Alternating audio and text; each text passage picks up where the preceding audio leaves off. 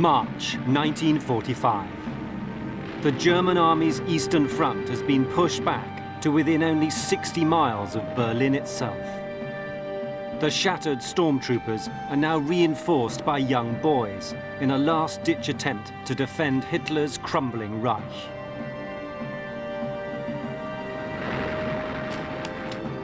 As they prepared for the final defense of their homeland, the desperate German troops were joined by a bizarre unit of SS volunteers. On their sleeves, the British flag. On their collars, the 3 lions of England.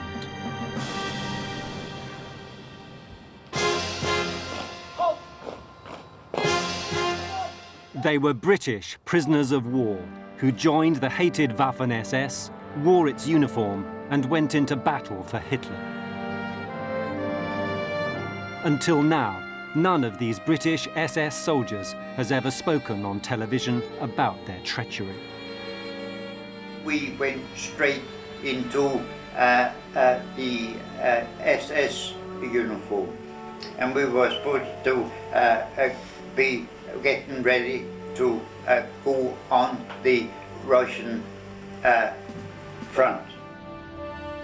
We have tracked down the only survivor of the 59 men who passed through Hitler's renegade British SS unit. They enjoyed the freedom of Germany while their comrades suffered in prison camps or died in battle. But back home in Britain, they brought shame on their families. My father was a traitor. He had betrayed his country and he paid the price. At the end of the war, they were rounded up by MI5 and most were prosecuted. But the official files on their shameful actions were classified and locked away for 50 years. Only now can the story of the Brits who fought for Hitler be revealed.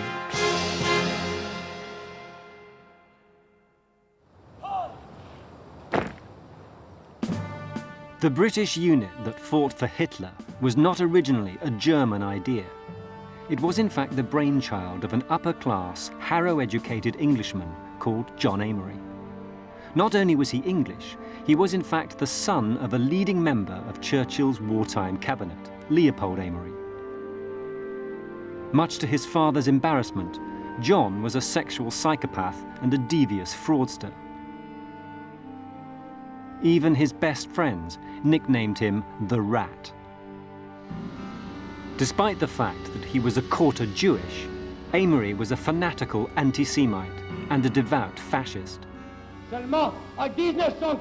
Living in France when it fell to the Germans in 1940, he made pro-Nazi, anti-British speeches to French audiences. But Amory wanted a bigger stage for his treachery. He moved to Berlin and offered his services to Joseph Goebbels, Hitler's propaganda supremo. Already working for Goebbels was a group of British Nazi sympathizers led by William Joyce, the notorious Lord Haw-Haw. He broadcast Nazi propaganda to Britain, boasting of Hitler's triumphs and calling on his countrymen to lay down their arms. Germany calling, Germany calling, Germany calling. Many of the files on World War II traitors like Lord Haw-Haw are held at the Public Record Office. Historian and ex-intelligence officer Adrian Wheel has spent years studying them and has had privileged access to other secret material still held by MI5. Throughout the 1930s and the period leading up to the war, there was a substantial fascist movement in Britain led by Oswald Mosley. And a smaller offshoot of that was a British Nazi party, in fact led by Lord Haw-Haw, William Joyce. Just before the war, Joyce and one or two other British Nazis did actually travel to Germany. They made the decision that if there was going to be a war between Britain and Germany, then the German side, the Nazi side, was the one that they wanted to be on. They were traitors. They were people who had abandoned their country in the hour of need. By any classical definition of treason, they were traitors. One of those traitors in Berlin was the young James Clark. Just before the war, he went to Germany with his mother, a fervent believer in Hitler, and for 2 years he broadcast propaganda for the Nazis. Today, James Clark lives in a Derbyshire village. He never took up arms against Britain, and he regrets his youthful enthusiasm for Nazi Germany. But he doesn't deny that he betrayed his country under Hitler's seductive spell. It was a very definite, conscious choice. It was, will I stand by Hitler? Will I stand by the Führer in this enormous crisis of history, etc., etc. It was love.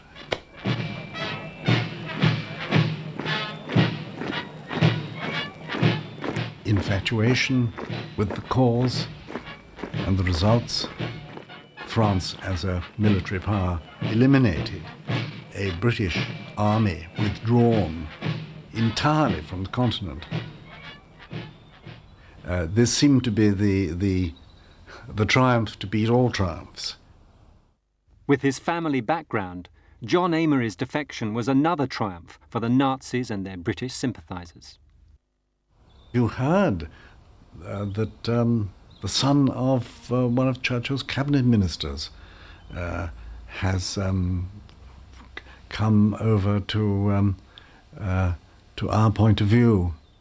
If you wish to look at Germany in good faith, Amory threw himself into the propaganda war, churning out racist pamphlets and broadcasting the Nazi point of view. propaganda would wish you to believe. Extension of living space, yes.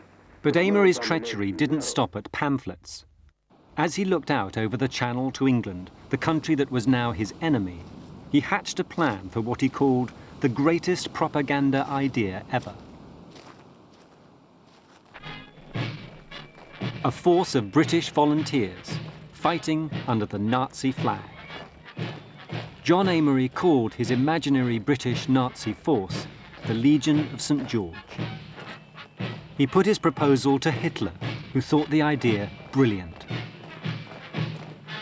On the 28th of December 1942, the Führer issued an order for the establishment of an English legion of fascist sympathisers. Quality, he demanded, not quantity. With the green light from Hitler, Amory rushed off to recruit British prisoners of war for his Nazi legion. But his first attempt ended in disaster. He was chased out of the camp by the angry British inmates. The Germans were furious at Amory's dismal failure, so they handed the project to the Waffen-SS. One of the most brutal and hated military forces in history was now to have a British unit marching with them under the Nazi swastika.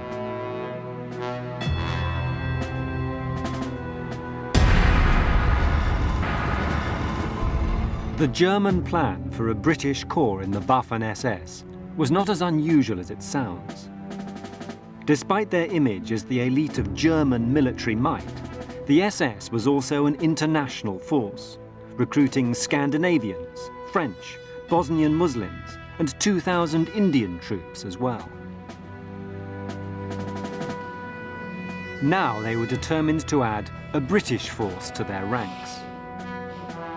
At a high-level SS meeting in Berlin, the new unit was named the British Freikorps. Recruiting would start immediately among the thousands of British and Commonwealth POWs in the Stalags. But life for those prisoners was harsh and humiliating. They were hardly likely to join forces with an enemy that was treating them so badly. Richard Wilson was captured in a battle at Dunkirk, which wiped out most of his comrades. He endured 5 years of German captivity in grim conditions and with poor food. The first place we were at, we got 3 Polish biscuits a day. They're rather big biscuits, like double-sized dog biscuits. And we went from there to Fort 8, where for a few days there was nothing. And then when the food turned up, it was, well, I suppose a pig would think it wasn't too bad. It was bloody awful. So how were the Germans to persuade such unlikely recruits to come over to their side? Their answer, a clever public relations exercise. In a suburb of Berlin called Genshagen, they set up a holiday camp especially for British POWs. They hoped that well-fed, well-treated prisoners would be much more easily persuaded to join the Nazi cause.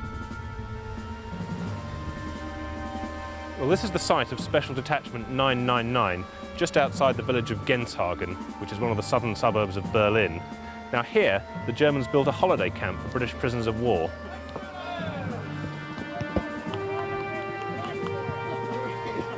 They laid out a football pitch, but they couldn't use that very often because they had to dig air raid trenches in it. There was a camp theatre, there was a cafe where they could buy Red Cross goods and stuff imported from Switzerland. So it was much more comfortable than the conditions that they were used to. And there were other treats too. These smiling prisoners enjoyed free beer, trips out to Berlin. They even had their own concert band. It was all designed to make them better disposed to Germany. But many prisoners were extremely suspicious of such temptations. The rumour went round, or the Germans quietly pushed it around, that, you know, you poor chaps have been prisoners of war, it must have been hard. Why not have a little bit more comfort and come to Berlin and we'll look after you, know, theatres and this and that and grub and loose women, all that sort of stuff. It doesn't matter what anybody's relations with the Germans were, anybody else's, I was on the other side. Richard Wilson's suspicions were well-founded. Right from the start, the Germans had secretly planted in the Genshagen holiday camp a group of British Nazi sympathisers, stool pigeons, whose job was to persuade their own countrymen to change sides. Running the camp for the Germans was Quartermaster Sergeant John Brown. Chosen for his known fascist sympathies, he seemed to be an active collaborator. He used his position to set up a black market operation in Red Cross food parcels. Another member of the secret recruiting team was Frank Wood, real name Francis McClardy, a Liverpudlian fascist. He volunteered for the SS off his own bat. But the most sinister stool pigeon was a Londoner, Thomas Cooper. He'd already fought for Hitler on the Eastern Front and was the only British subject to receive a German war medal as a serving Nazi soldier. He'd been a concentration camp guard, he'd been a member of Hitler's bodyguard unit, the Leibstandarte Adolf Hitler, and a very, very sinister, unpleasant character. Once they'd identified a potential recruit, then they'd take him to one side. They'd show him posters, they'd show him pamphlets, pictures of supposed British SS soldiers fighting against the Russians. And this was all designed to make a prisoner think that he was joining a big, successful movement. One prisoner the recruiters especially targeted was physical fitness instructor Eric Pleasance. A former British fascist, Pleasance died in 1997, but he recorded this video, never seen before, after suffering a stroke. And he told us that we're only going to fight communism and that kind of thing, and we would not have been asked to fight any Englishman or any other thing except the Eastern Front. The prisoners were being urged to join a European crusade against Russian communism led by Germany. But as well as the glowing propaganda picture, the prisoners also saw the brutal reality of the Nazi regime. Right next door to the holiday camp, where British prisoners are enjoying themselves, drinking beer, eating a lot of food, we've got the site of the Grossbeeren slave labour camp, where political prisoners, Jews and anti-fascists were literally worked to death by the Germans.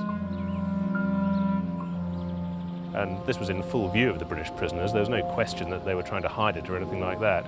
So on the one hand, you saw the Germans attempting to show how civilized they were, and right next door to it you have, the classic symbol of Nazi barbarity, the concentration camp. At the Grossbieren concentration camp, slave labourers from Russia and occupied Europe were worked to death or murdered. Their mass grave is now a memorial to Nazi brutality. But as well as siting their holiday camp next door to a slave labour centre, the Nazis had made an even bigger mistake.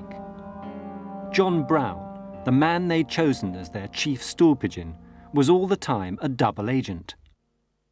Although he'd been a leading fascist before the war, he was also a committed patriot, working for British intelligence. He sent coded messages back to MI5 with full details of the German plans for a British SS unit. And he successfully sabotaged their recruiting efforts.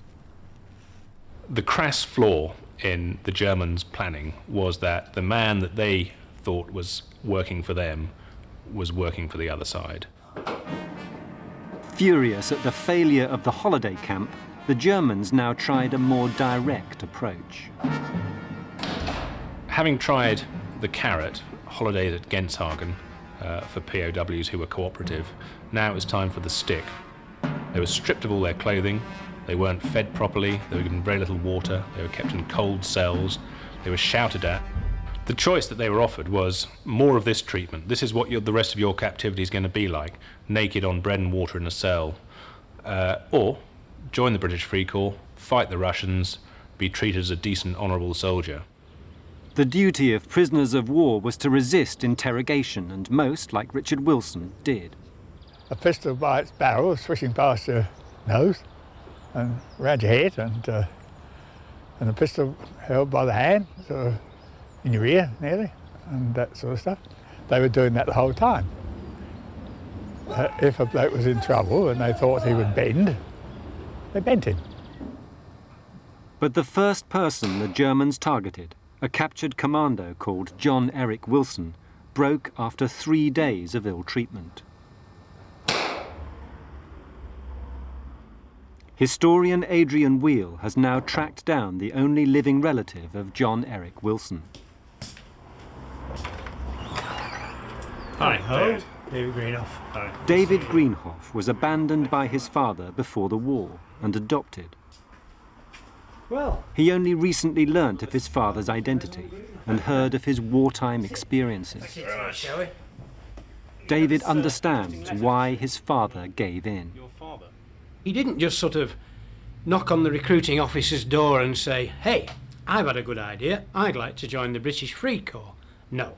They took him in a cell, took away all his clothes, as I understand it, gave him a blanket and sort of left him there, kept him on starvation rations for several days, and during this time somebody would pop in and out and sort of say, how are you getting on then? Well, it's going to be like this for a long time, although there is an alternative.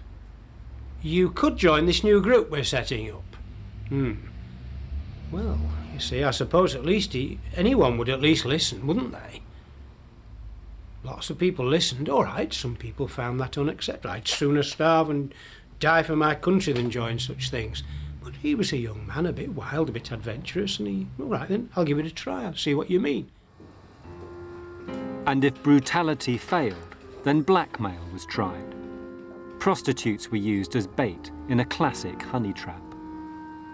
It was illegal under the German military code for prisoners of war to have sexual relationships with German women, and theoretically at least the sentence for that could be death. Once again, the Germans used British informers and stool pigeons to help blackmail their comrades. What these British POWs, the informers, were doing there was despicable. They were helping in the mistreatment of their fellow British Commonwealth soldiers, many of whom were frightened, often slightly wounded. They've been brought straight from the front, and they're confronted by a certain amount of violence, a lot of psychological violence, and it's being aided and abetted by this small group of British POWs who are basically doing it for, an extra bottle of beer and a chance to get a shag with a local prostitute.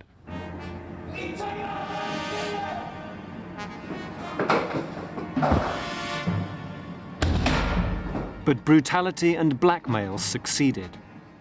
The Germans had now press-ganged 25 British volunteers. It was the beginning, they thought, of a large and powerful force. The next step was to choose a commander. That man was German SS captain Hans Werner Röpke. Recently returned from the Eastern Front, Röpke was specially chosen because he spoke fluent English and admired British culture.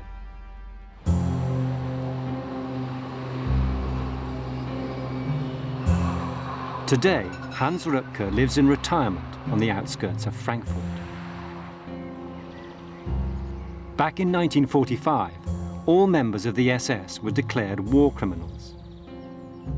For 60 years, Röpke has refused to speak about how he commanded a British SS unit. So this first ever interview had to be recorded secretly. They came to me and said there's going to be a meeting and they are going to recruit people for the Freikorps. And this one chap said, well, you've always been so pro-American and pro-English and this and that and the other. And you're just a guy, you have to come with us. And I said, it sounds funny. Despite Röpke's doubts, his superiors in the SS were determined to press ahead.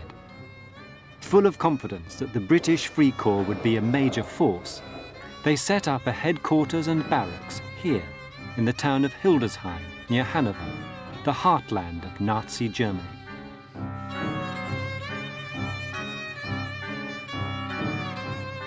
During the war, its population were fervent Nazis, driving out the town's Jews and welcoming Hitler himself, who made several visits here.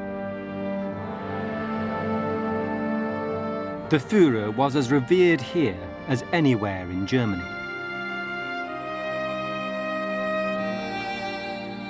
Today, Hildesheim is famous for its St. Michaeli Kloster. But in 1943, this medieval monastery was commandeered as a Waffen-SS headquarters. And this was the first headquarters of the British Freikorps. It's an old monastery, a seminary, where originally monks lived. But it was taken over by the SS in the early 1940s, and it was used as an instructional centre for SS recruits. The monks were removed, and these SS recruits moved into the barracks. It was when they arrived here in the spring of 1944 that the British Freikorps began to take on its military character. They received their SS uniforms. On the collar, the 3 lions of England. On the sleeve, beneath the Nazi swastika, the Union flag of Great Britain and the honorific SS cuff title, British Freikorps, in English. 800 uniforms were ordered, and the first 25 recruits held their inaugural parade on April the 20th, 1944, Hitler's birthday. The British Freikorps was now a fully fledged unit of the Nazi war machine.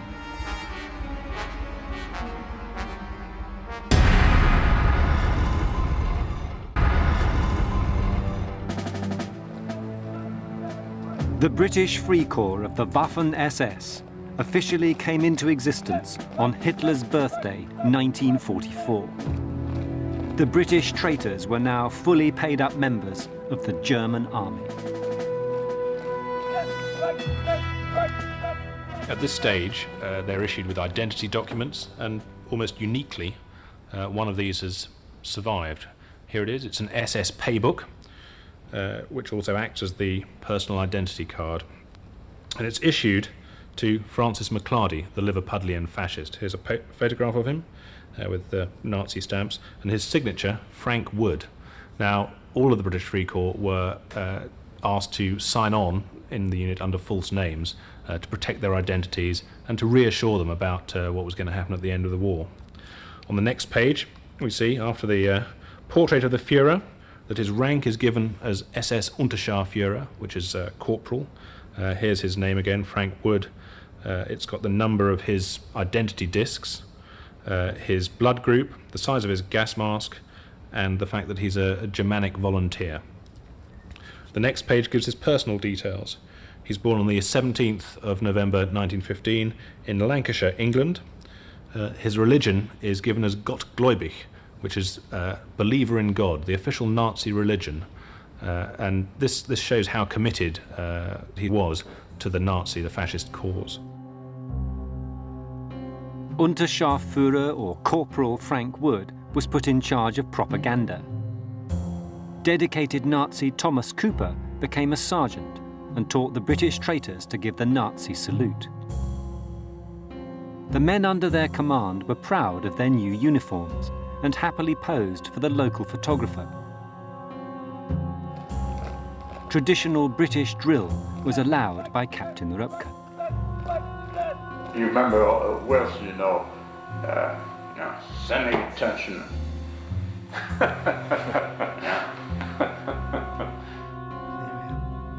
But David Greenhoff detests the uniform his father wore. That's a very potent piece of sort of living history, really, as far as I'm concerned.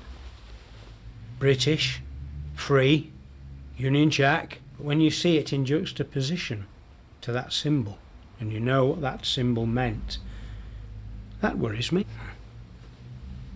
David Greenhoff fears that his father may have committed atrocities serving under the Nazi flag. I hope and pray that it is so, that they were never involved or never invited to be involved in the acts of terror, the acts of unwanton wickedness that were perpetuated by some people in German uniforms.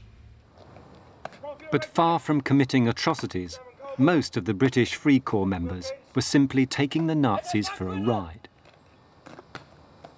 John and I received the uniform made to measure, and we done the training, the machine guns and the rifles and that kind of thing, but only to keep out of the way. Most of them, I think, were in the Freikorps to avoid having to fight at all, to get out of the POW camps, obviously, because it was an unpleasant existence for them, but they had no real intention of going to fight if they could avoid it. There we were, and we were supposed to be getting ready to go on the Russian front. But at the time I began to think, I don't really want to go any front at all now. Eric's commander, Captain Rupke, shared his men's reluctance to go into battle. We were trying to kill time. Yeah. And I made no move to send them up to the front, and they made no particular, they didn't show any particular desire. Going to the front was the last thing on the mind of the British Freikorps men. Instead, they made the most of their freedom in the town of Hildesheim, much to the astonishment of local German people. One young boy who saw them, Joachim Dammann, has never forgotten his surprise. One day, I saw these SS men, but they had the Union Jack up here on their sleeves, and they were speaking English. We were very surprised, because we were supposed to be at war with them. Another time, we were sitting in the barber's, and these two men came in, and they were talking in English as well. We looked at each other, and we thought, what's going on? The barber must have worked in England, and he wanted to call the police. He wanted to call the Gestapo, because he thought they were spies.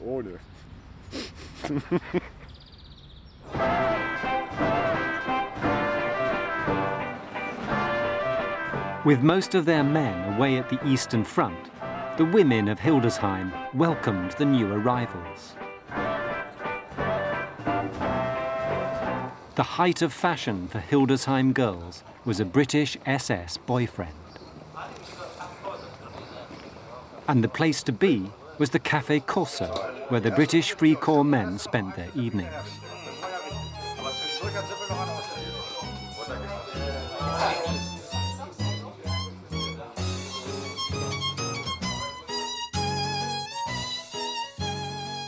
One romance that blossomed there is still a vivid memory for Elfriede Kuntje.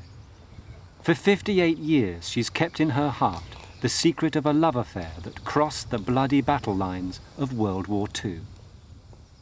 Aged just 18, she fell in love with a British Free Corps soldier.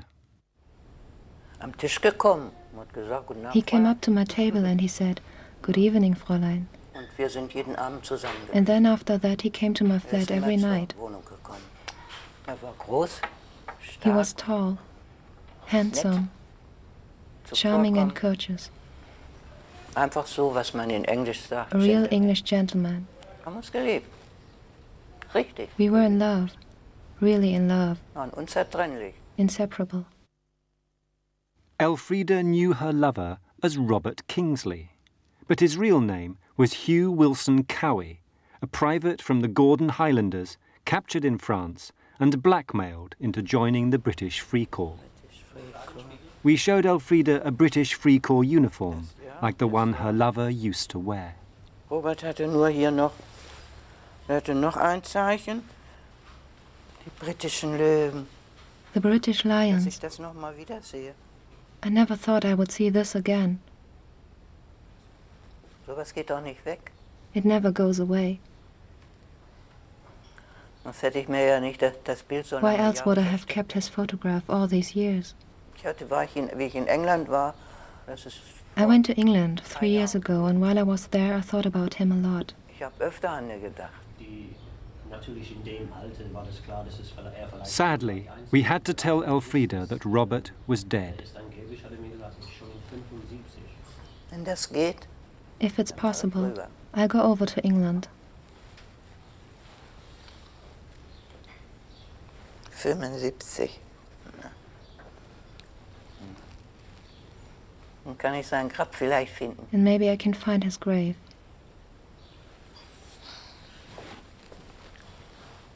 Oh, weia. Oh, God.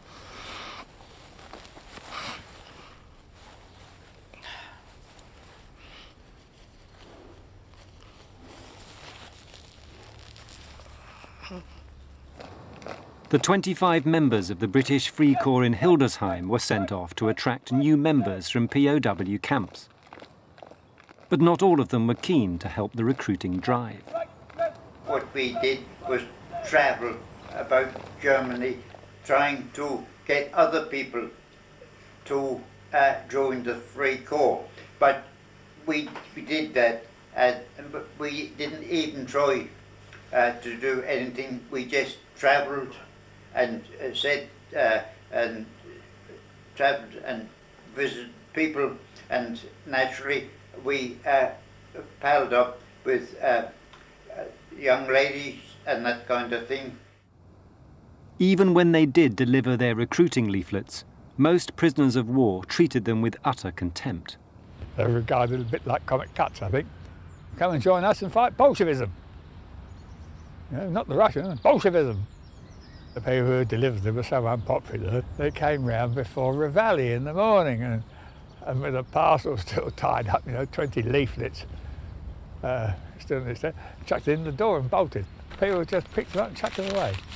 Put them on the fire if we had a fire, if we didn't, made a fire of them. However, some POWs, like Yorkshire-born Robert Chipchase, did take the bait. The sole surviving member of the British Free Corps, he now lives in Kalamunda, near Perth in Australia. Today, he says he never joined the British Free Corps, but he didn't deny he was involved when we secretly filmed him. I certainly was there, yes, and I'm not denying it. Did you know it was called the British Freikorps? Did they call it that? Oh yes, of course I did. I knew it was, and British Freikorps, and I thought, pretty well, this would be interesting. What's it about? You went to someplace Hildesheim. Hildesheim? Yeah, a monastery.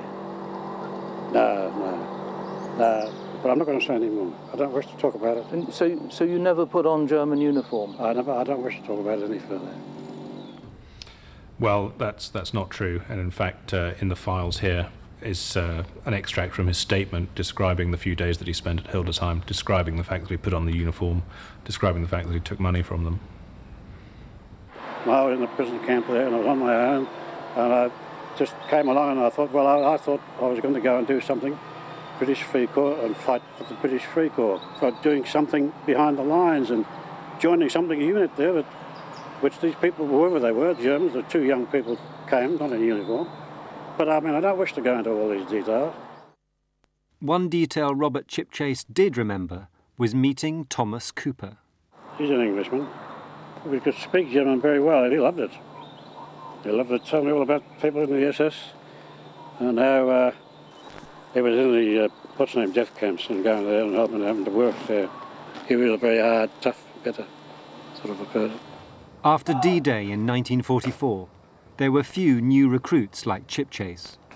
SS headquarters was dissatisfied. I do remember that he came up one day and he said, well, if this doesn't go on and no volunteers, so we'll have to do conscription. And I just, I wasn't amused at all. Mm. Well, it wouldn't have worked. I said, that's silly. Are you a defeatist? You know. And that was about the point my friend Riedweg sort of said, you better move on somewhere else. At this stage, there was a rethink in the SS headquarters about what was happening. Blame for the lack of recruits, rather ridiculously, was placed on Captain Röpke. He was fired and sent off to join the SS Special Forces. And instead, the idea is now they're going to move the British Freikorps to Dresden, to the Pioneer Training Centre, where they'll train them as assault pioneers and just use them as combat soldiers. At Dresden, the British Freikorps were trained to use explosives and flamethrowers. But some of the Germans training alongside them were more used to fighting the British. SS officer Werner Zolter arrived at Dresden from fighting against the 8th Army in Italy. In October 1944, in October 1944, after I'd been fighting on the front in Italy, I came to Dresden and was stationed in the pioneer barracks of the Waffen-SS. To my amazement, I found there were several SS men there who only spoke English. We saw how they drilled with the English orders and typical English marching. Legs up high and all that. That's when we knew that there must really be English. We found out afterwards that there were men of the British Freikorps. In January 1945, the British Freikorps reached its peak strength. A total of 27 men recruited from 150,000 British and Commonwealth prisoners of war. But while stationed in Dresden, the turncoats saw with their own eyes the way the war was going for Germany. We were 20 miles away when we heard bombers. 3 raids were made on Dresden, and we were asked to go and help with the cleaning up. Hiroshima was nothing on the bombing of Dresden. About a week after the firestorm, the British Freikorps were arrested en masse. There was some suggestion that they might be spies or agents. They weren't, but it was suggested that they might be. They were thrown in chokey, and that was the end of their period in Dresden. But worse was to follow. Released from jail, they were ordered into battle on the Eastern Front. The Union Jack and the swastika would fly together in the last-ditch defense of the fatherland.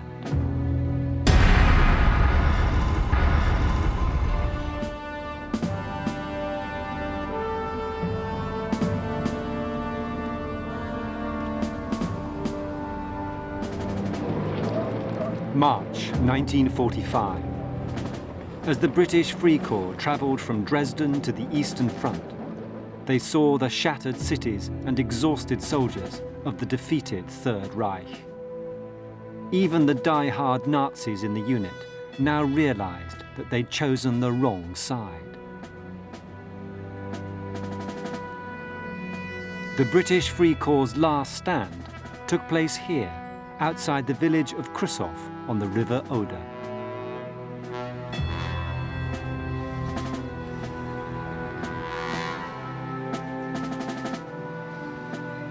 Now here we're standing just about 2 kilometres to the west of the River Oder, and the Russians built up an enormous strength just on the other side of the river. Something like 2 million men were poised ready to descend on Berlin with thousands of tanks.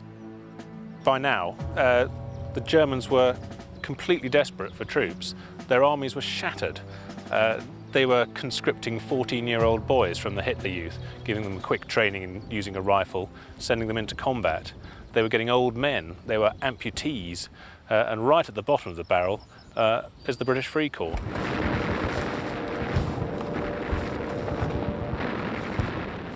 The beleaguered men of the 3rd Germanic Panzer Corps were shocked to discover that their desperately needed reinforcements were British.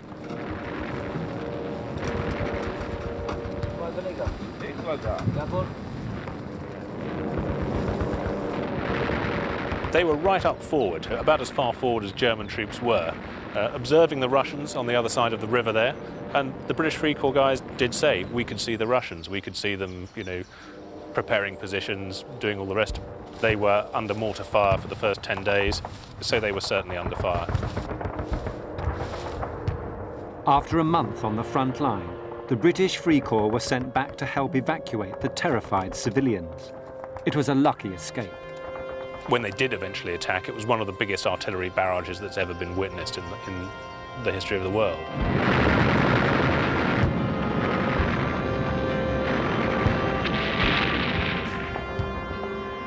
The British Free Corps' German comrades were obliterated and the Russians swept into Berlin. The British traitors fled west and, ditching their Nazi uniforms, mingled with Allied prisoners of war who were now being liberated. Most of them had kept British POW uniforms, which they had tucked in the bottom of their rucksacks, and they whipped these out and put them on, and they were passing themselves off as being normal British prisoners who'd escaped west.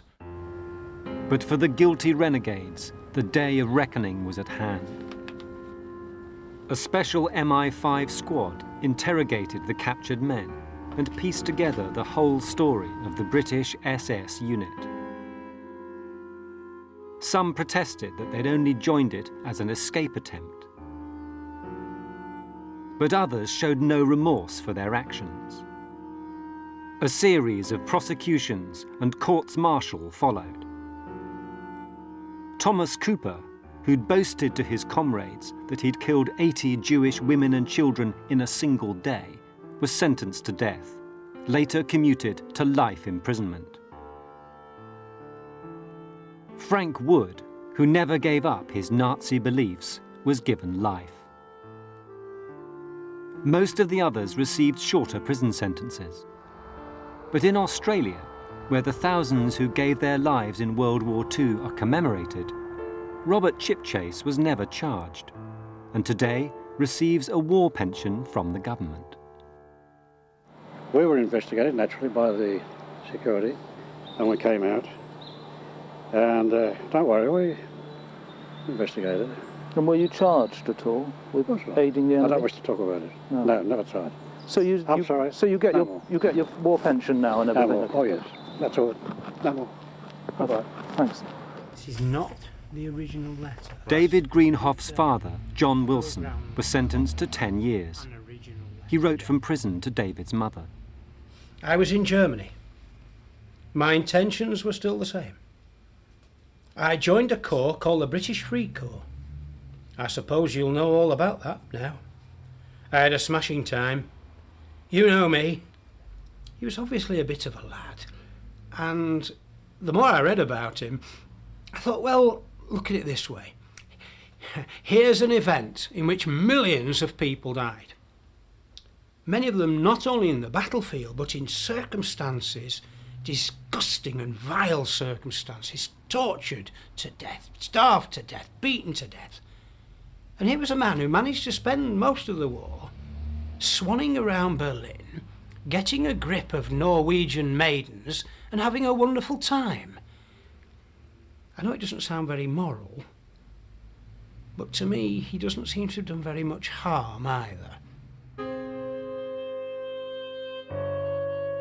And the man who dreamed up the whole idea of a British Nazi legion, John Amory, faced the ultimate penalty. He laughed as he was found guilty of high treason, and on December the 19th, 1945, at Wandsworth Prison, he was executed. Amory's grand vision had proved a spectacular failure. Despite all their efforts, Hitler and the SS had fundamentally misunderstood the British character. As I understand it, in the national characters, there's a lot of pig-headedness. Some people call it bloody ignorance, right? And some people say common decency. If I had joined the Freikorps, I would never come back here. I've been ashamed to. We have to remember that there were something like 160,000 British soldiers held prisoner by the Germans, of whom maybe 100, 150 collaborated in an active way. So I think that does say a lot for the character of the British soldiers of the Second World War. That we were the ones with the integrity and the sort of honour to stand up against Nazism. And I think, generally speaking, that is an accurate picture of the British approach to fighting the Second World War. But nonetheless, there was a dark side. It should act as a kind of warning marker, a warning from history, if you like, that British people don't always act honourably. Next Wednesday's revelation. Mount Vesuvius is Europe's most famous and most deadly volcano. Archaeologists have found that Vesuvius had also struck 1800 years earlier, with the same devastating results.